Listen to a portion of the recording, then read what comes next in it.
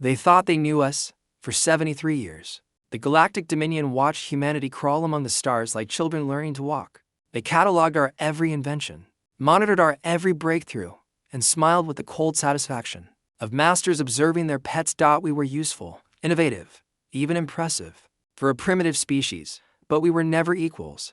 Until the day they made their greatest mistake, the day they told humanity to kneel. What happened next didn't just shake the foundations of galactic civilization, it shattered them completely. Because there's one thing every tyrant throughout history eventually learns about humans. You can chain our bodies, you can steal our inventions, you can even try to crush our spirit, but you cannot, and will never break our refusal to bow. This is the story of how humanity walked away from the most powerful empire in galactic history, and took half the galaxy with them. This is the story of what happens when an unstoppable force meets an immovable human spirit. This is when stars bend to human will. The ultimatum grand nexus stretched across space like a metallic flower, its countless petals housing the diverse civilizations that made up the Galactic Dominion. Each spoke of the massive station represented a different species, their architectural styles blending into a testament of cosmic cooperation. Commander Sarah Mitchell walked through the central hub, her boots clicking against the polished floors. As she made her way to the council chamber, the weight of Earth's future pressed down on her shoulders like a physical burden. At 45, Sarah had seen enough conflicts to know when diplomacy was about to fail. Her sharp green eyes took in every detail of the alien beings moving around her. The graceful Velthani with their flowing robes that seemed to move with their own wind. The towering breakthrough whose stone-like skin made them look like walking monuments. And dozens of other species she had come to know over her 3 years as Earth's chief negotiator. What troubled her most was how they all seemed to avoid her gaze today. The council chamber doors opened with a soft hiss, revealing the semicircular amphitheater where the fate of civilizations was decided. Sarah's footsteps echoed in the vast space as she approached the lone chair reserved for humanity. Above her, arranged in tiers of increasing importance, sat the representatives of the 47 member species of the Dominion. At the highest level, the 5 supremacy races held court like ancient gods judging mortals. Ambassador Zethkar of the reptilian hegemony leaned forward on his golden platform, his scaled features catching the chamber's ethereal light, his yellow eyes fixed on Sarah with predatory intensity, and when he spoke, his forked tongue tasted the air as if savoring the moment. Commander Mitchell, humanity has been called before this council to address matters of grave concern to galactic stability. Sarah remained standing, a breach of protocol that sent murmurs through the assembled representatives. I'm listening, Ambassador Zethkar, though I suspect this conversation will be more of a monologue than a dialogue. The crystalline form of Veltara from the Silicon Collective chimed with harmonic disapproval. Human insolence continues to demonstrate why your species requires guidance. We have monitored your technological development for 73 of your years. The pace of your advancement is disturbing. Dr. James Park, seated in the human delegation section behind Sarah, shifted uncomfortably. The quantum physicist had been brought along as an expert witness, though for what? He hadn't been told. His nervous energy was palpable as holographic displays activated around the chamber, showing Earth's technological timeline, faster than light communication achieved in 47 years. Announced the ethereal representative, Lamandra, her voice like wind chimes in a gentle breeze. Antimatter containment mastered in 32 years. Quantum computing perfected in 28 years. Most species require centuries to develop such technology safely. Zethkar's claws clicked against his armrest as he continued the prosecution. Your species shows a disturbing tendency toward independent innovation. You bypass established research protocols, ignore safety recommendations, and develop technologies without proper oversight from established galactic authorities. Sarah felt her temper rising, but kept her voice level. Are you suggesting that human ingenuity is somehow a crime? That thinking for ourselves makes us dangerous? The chamber fell silent except for the soft humming of the translation systems. The weight of that silence pressed down on Sarah, as she realized this wasn't a discussion about humanity's future. In the Dominion, this was a trial, and the verdict had already been decided. High Counselor Thrakven of the Ancient Watchers spoke for the first time, his voice carrying the authority of eons. Commander Mitchell, the Galactic Dominion has provided structure and stability to this galaxy for over 10,000 years. We have prevented wars, managed resources, and guided younger species toward enlightenment. Your species threatens this balance. The holographic displays shifted to show human colonies throughout the galaxy. Thriving cities, terraformed worlds, and bustling trade stations painted a picture of human expansion and success. But the next images showed something different. military installations, research facilities, and manufacturing centers that even Sarah hadn't known existed. Your military buildup has not gone unnoticed, Thrakvan continued. Nor has your practice of sharing advanced technologies with non-Dominion species. You operate outside established channels, ignore territorial agreements, and show flagrant disrespect for galactic law. Dr. Park stood up suddenly, his face flushed with anger. Galactic law? You mean the laws that prevent species from advancing beyond predetermined limits? The regulations that keep younger civilizations dependent on the Dominion, for everything from medical supplies to basic manufacturing. Security drones immediately surrounded the human delegation, their weapons powering up with threatening hums. Sarah raised her hand, and Dr. Park sat down. But his outburst had revealed the truth that hung in the air like smoke. Zethkar's reptilian features twisted into something resembling a smile. Dr. Park raises an interesting point. Perhaps it's time we discuss the real purpose of this gathering. The displays changed again, showing detailed schematics of human technologies. We know about the quantum resonance engines that make your ships 30% faster than regulation allows. We know about the bioneural interfaces that connect human minds to AI systems. We know about the terraforming nanites that can transform dead worlds in months instead of decades. Sarah's blood ran cold as she realized the scope of the surveillance. Every human innovation, every breakthrough, every advancement had been watched and cataloged by alien eyes. How long have you been spying on us? Spying is such an ugly word, Beltara chimed with crystalline amusement. We prefer technological oversight. It's our responsibility to ensure that developing species don't create weapons or systems that could destabilize galactic civilization. The truth hit Sarah like a physical blow. The Dominion hadn't been guiding humanity's development. They had been controlling it, limiting it, ensuring that humans never became a threat to the established order. Every treaty, every trade agreement, every diplomatic exchange had been designed to keep humanity dependent and contained. The Dominion has decided, Thrakvan announced, his ancient voice echoing through the chamber, that humanity will submit to direct technological oversight.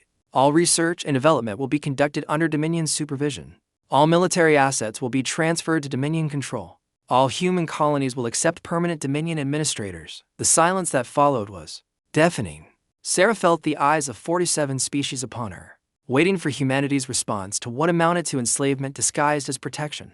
She thought of Earth, with its blue oceans and green continents. She thought of the colonies where human children played under alien suns. She thought of the researchers and engineers and dreamers who had pushed the boundaries of what was possible simply because they believed in human potential. And if we refuse? Sarah asked, though she already knew the answer. Zethkar's smile widened, revealing rows of sharp teeth. Then humanity will be declared a rogue civilization. Trade sanctions will be imposed. Diplomatic relations will be severed. Your species will be isolated until you accept the wisdom of Dominion guidance. Sarah looked around the chamber at the assembled representatives. Some appeared uncomfortable with the ultimatum, but none spoke in humanity's defense. They had all accepted Dominion control in exchange for stability and protection. They had traded their independence for the illusion of security. I need to consult with Earth before giving our answer, Sarah said finally. There is nothing to consult about. Thrakvan replied coldly. The decision has been made. You will submit your formal acceptance within 24 hours, or face the consequences of defiance. Sarah turned to leave, her delegation following behind her. As they reached the chamber doors, she stopped and looked back at the alien representatives, who held the galaxy in their grip. You know what the difference is between humans and every other species in this chamber? The question hung in the air as Sarah's voice carried to every corner of the vast space. You all accepted that there were limits to what you could achieve. You believed that someone else knew better than you did what was possible. You traded your dreams for security and called it wisdom. Her green eyes blazed with fierce determination as she delivered humanity's unofficial response. Humans have never accepted limits we didn't set for ourselves. We don't bow to authority just because it's old or powerful, and we sure as hell don't let anyone else decide our destiny. The chamber erupted in angry chittering, harmonic discord, and reptilian hissing as the various species reacted to Sarah's words. But she was already walking away, her back straight and her head high. Behind her, Dr. Park and the rest of the human delegation followed with newfound purpose. As they boarded their shuttle to return to the human embassy, Sarah activated her communicator and sent a coded message that would change the course of galactic history. Operation Exodus is authorized. Begin immediate evacuation of all human assets from Dominion space. We're going home. The shuttle's engines ignited, carrying the human delegation away from the Grand Nexus and toward an uncertain but independent future. Behind them, the Dominion representatives continued their outraged debates, not yet understanding that they had just lost the most innovative and determined species in the galaxy. In the depths of space, human colonies began receiving Sarah's message. On research stations and mining platforms, in agricultural centers and manufacturing hubs, humans started packing up their lives and dreams.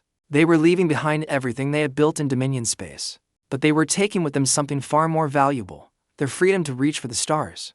Without asking permission from anyone, the age of human submission was over. The age of human independence was about to begin, as Sarah's shuttle jumped to hyperspace. Carrying news of humanity's defiance back to Earth, she smiled for the first time in months. The Dominion had just learned something that every tyrant throughout history eventually discovered. You can chain a human's body, but you can never chain their spirit, and sometimes, that's all it takes to change the galaxy. The Exodus captain, Alex Rodriguez, stood on the bridge of the cargo hauler New Horizon, watching the evacuation of Kepler Station unfold through the viewport. The massive mining platform had been humanity's most profitable operation in the Outer Rim, extracting rare minerals from the asteroid belt that surrounded the binary star system. Now, after 18 months of preparation, 10,000 humans were abandoning everything they had built to return to free space. The evacuation had begun within hours of Commander Mitchell's coded transmission. From the Grand Nexus, across 47 star systems, human settlements received the same message: pack only what you can carry, destroy what you cannot, and come home. Operation Exodus was the largest coordinated withdrawal in galactic history, and Alex had been chosen to coordinate the logistics of humanity's greatest gamble. Dr. Lisa Chen approached the captain's chair, her tablet displaying evacuation statistics. That made Alex's head spin.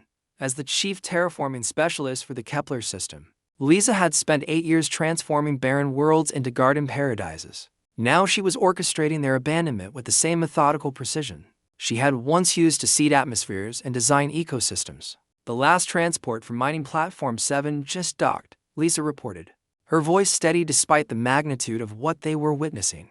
We're looking at a 96% evacuation rate across all human installations in this system. The remaining 4% chose to stay and accept Dominion oversight.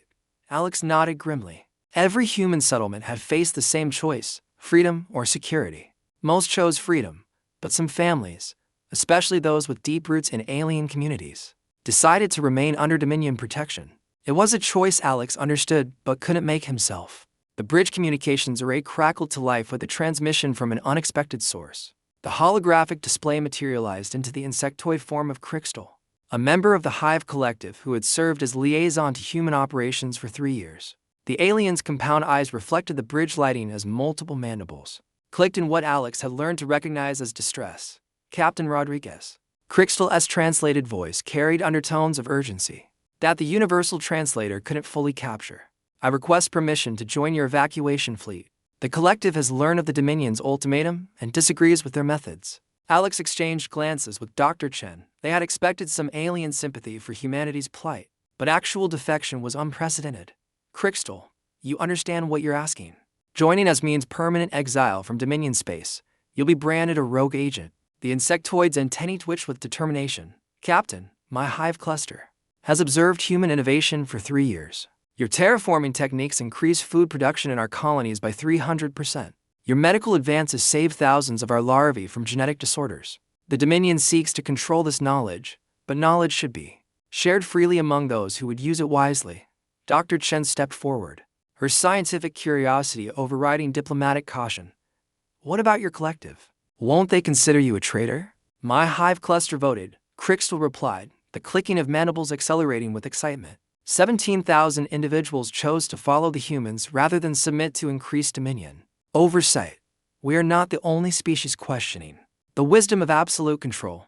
As if summoned by Crystal's words, proximity alarms began sounding throughout the bridge. Alex turned to his sensor operator, a young woman named Torres whose family had been mining asteroids in the system for 2 generations. Report, Torres. What are we looking at, sir? We have multiple contacts approaching from the inner system. Configuration suggests Dominion patrol vessels, but Torres paused, her brow furrowing as she processed the sensor data. Sir, they're not moving in standard formation. It looks like they're running from something. The main screen shifted to show 6 Dominion patrol craft, streaking toward the human evacuation fleet at maximum velocity. Behind them, Larger shapes emerged from the inner system's gravitational shadows.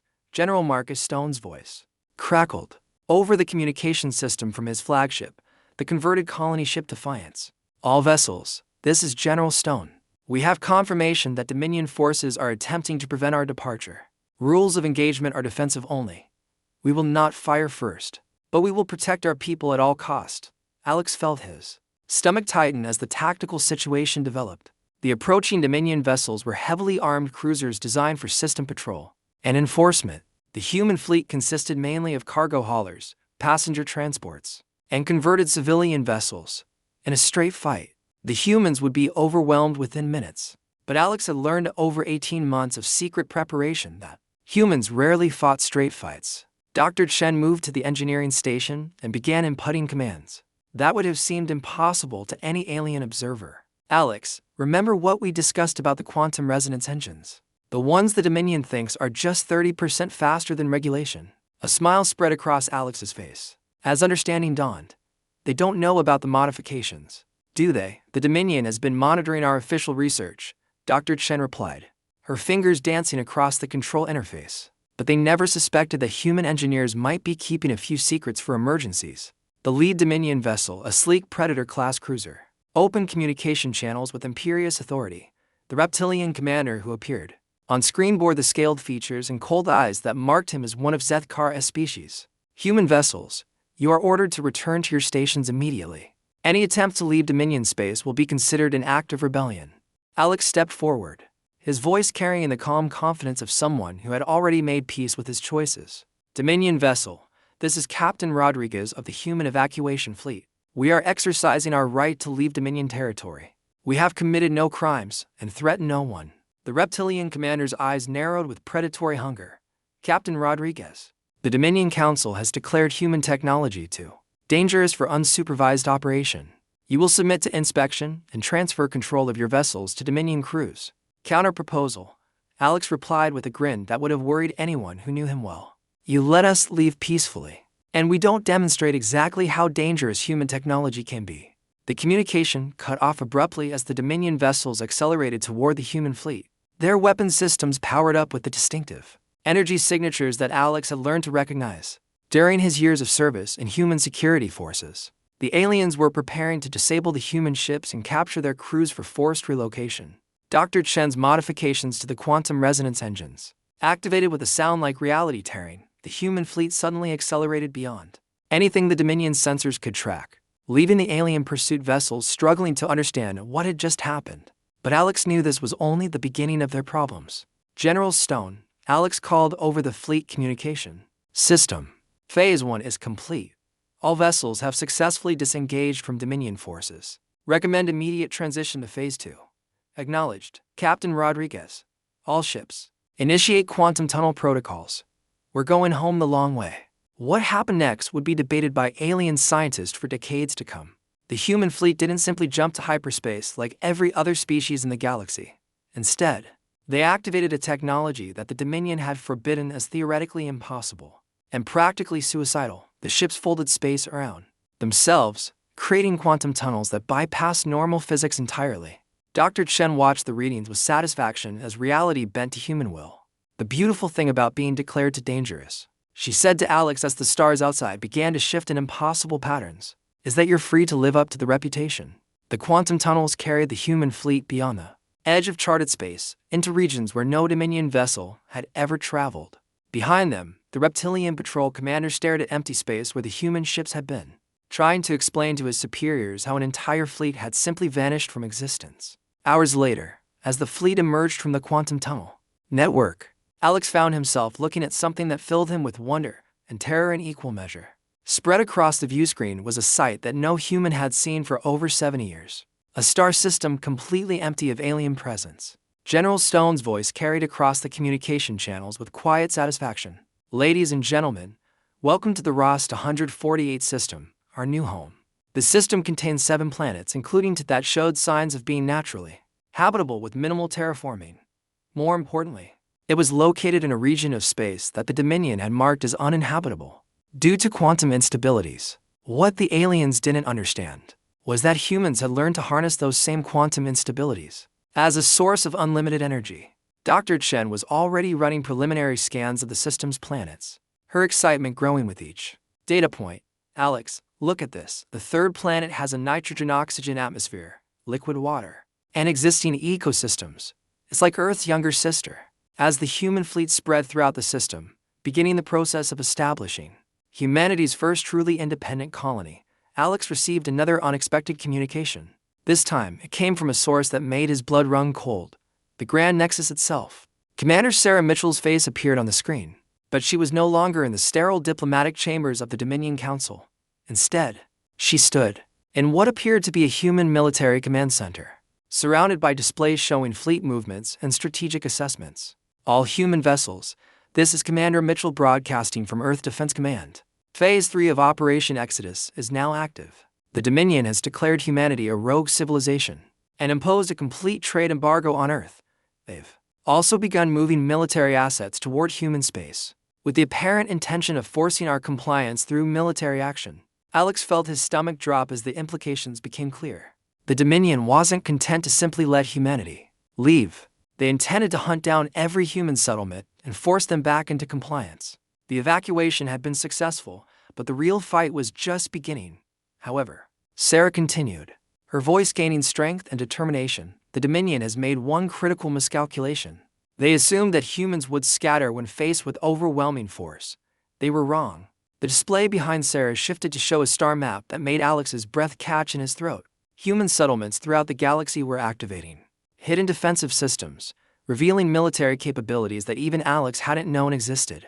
Mining platforms transformed into fortress stations. Cargo haulers deployed weapon systems that rivaled Dominion warships. Research stations activated shield generators that made them nearly invulnerable to conventional attack. For 18 months, humanity has been preparing for this moment, Sarah explained. Every human settlement, every research station, every mining platform has been secretly modified with defensive capabilities. The Dominion wanted to control our technology. Instead, they are about to discover exactly what human ingenuity can accomplish when it's freed from artifice. Our limitations. As Sarah's transmission ended, Alex looked out at the fleet of human vessels spreading throughout the Rost 148 system. Each ship carried not just refugees fleeing alien control, but engineers and scientists and dreamers who had spent their entire lives pushing the boundaries of what was possible. They had traded the security of Dominion protection for the uncertainty of independence, and Alex had never been more proud to be human. The Dominion had demanded compliance and received defiance. They had threatened isolation and discovered that humans thrived in the darkness between stars. Now they were about to learn the most important lesson in galactic history. Never underestimate a species that refuses to accept limits on their dreams. In the distance, the third planet of the Rost 148 system gleamed like a blue jewel against the cosmic darkness. Soon, it would be home to millions of humans who had chosen freedom over security. And from that world, humanity would begin building something the galaxy had never seen before. A civilization based on cooperation rather than control, innovation rather than regulation, and the unshakable belief that any dream worth having was worth fighting for.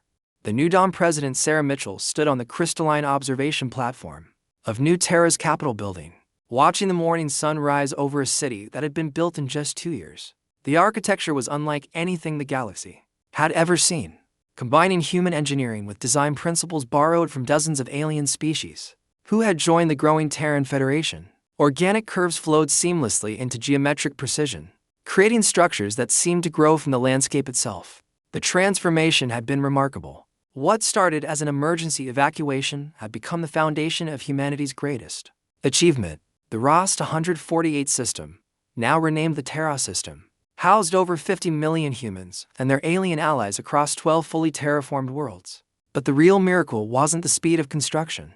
It was the society they had built together. Engineer David Kim approached the observation platform, his tablet displaying the morning construction reports. At 38, David had become the chief architect of humanity's new civilization, designing cities that could adapt to the needs of multiple species, while maintaining the innovative spirit that defined human culture.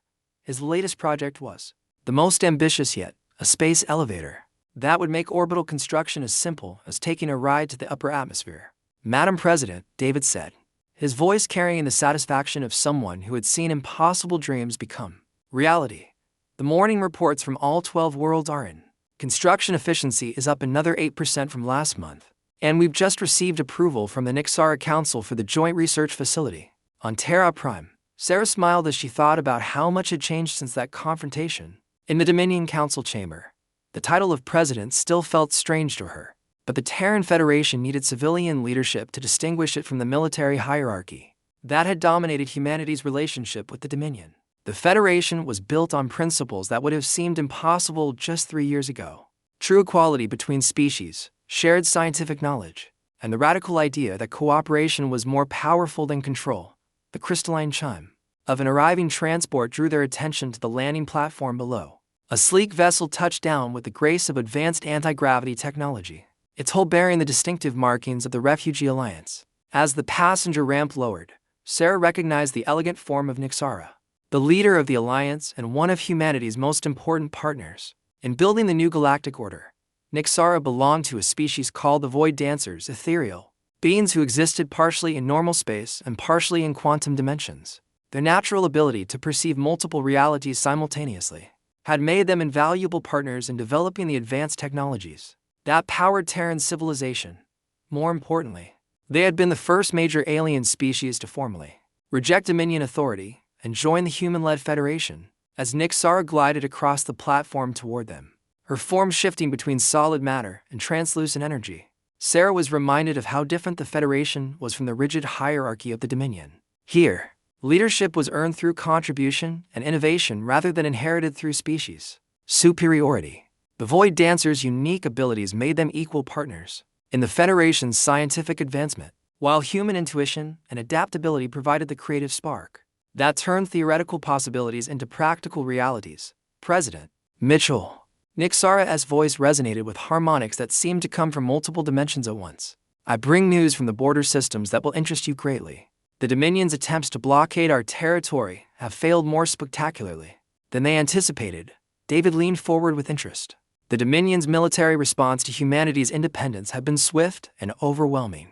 At least, on paper, massive fleets of warships had surrounded the Terra system and other human settlements, demanding immediate surrender and threatening to reduce human colonies to radioactive debris. But the reality of that blockade had proven far more complicated than Dominion's strategists had anticipated. Admiral Rodriguez's latest report arrived this morning.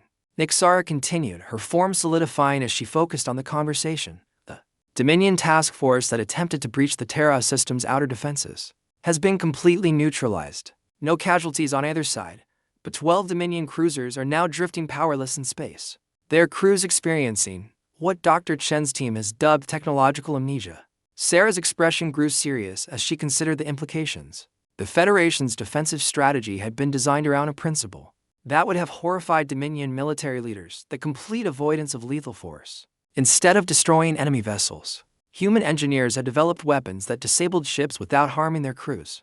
The psychological impact on Dominion forces had been devastating, as soldiers trained for glorious battle found themselves facing an enemy that refused to kill them. What's the status of the crews? Sarah asked, though she already suspected the answer. Currently being treated at our medical facilities on Terra Station, David replied with obvious satisfaction.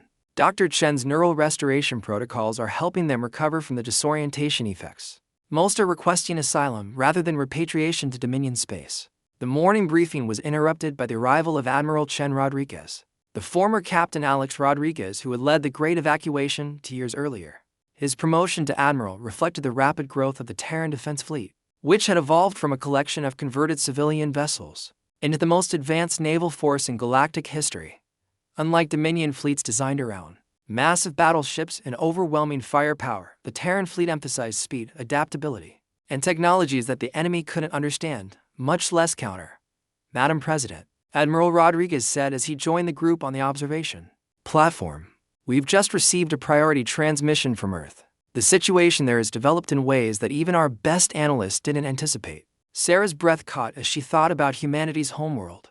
Earth had remained technically neutral in the conflict between the Federation and the Dominion, but the planet had become a focal point for the larger philosophical struggle, reshaping galactic civilization. The Dominion had expected Earth to serve as a cautionary example, demonstrating the consequences of defying galactic authority.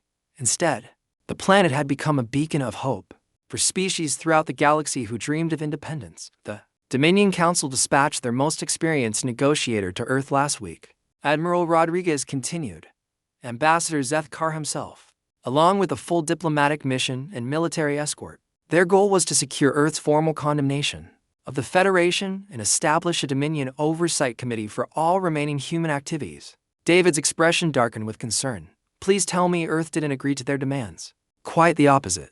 The Admiral replied with a grin that reminded Sarah of the determined captain who had led humanity's exodus from Dominion space. The Earth Council not only refused the Dominion's demands, they formally announced Earth's intention to join the Terran Federation.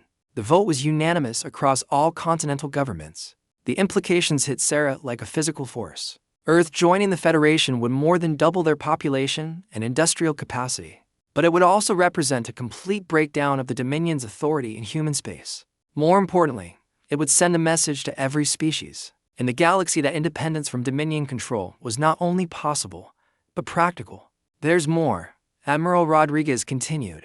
Zethkar's mission was supposed to demonstrate Dominion's strength and resolve.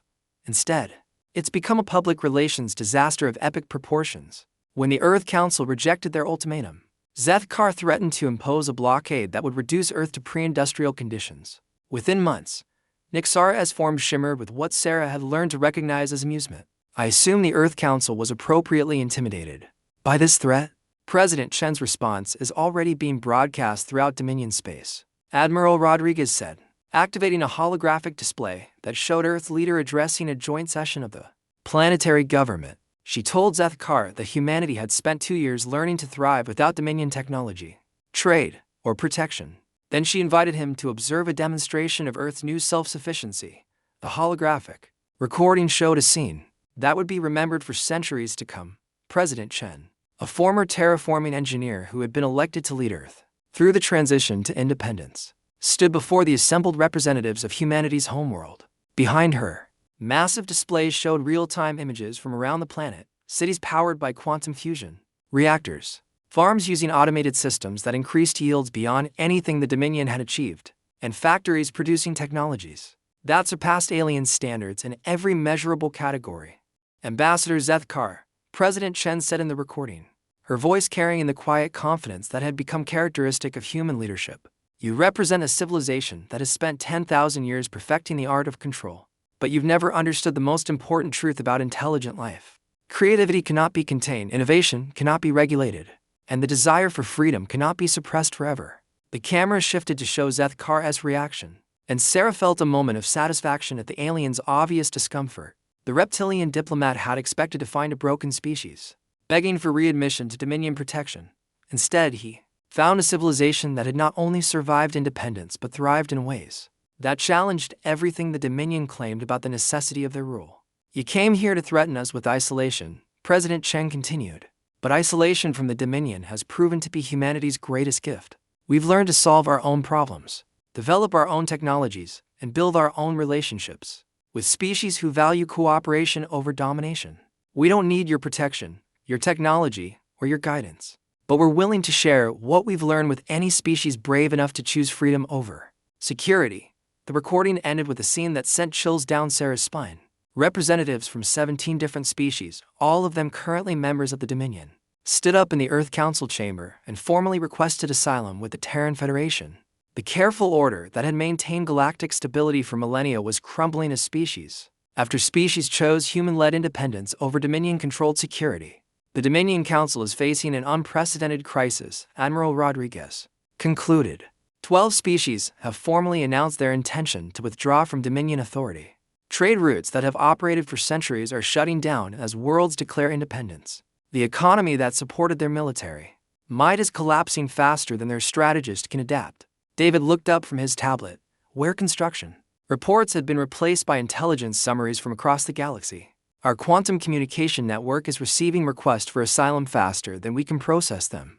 It's not just individuals anymore. Entire planetary governments are asking to join the Federation. Sarah walked to the edge of the observation platform, looking out over the city that had become the capital of humanity's new civilization.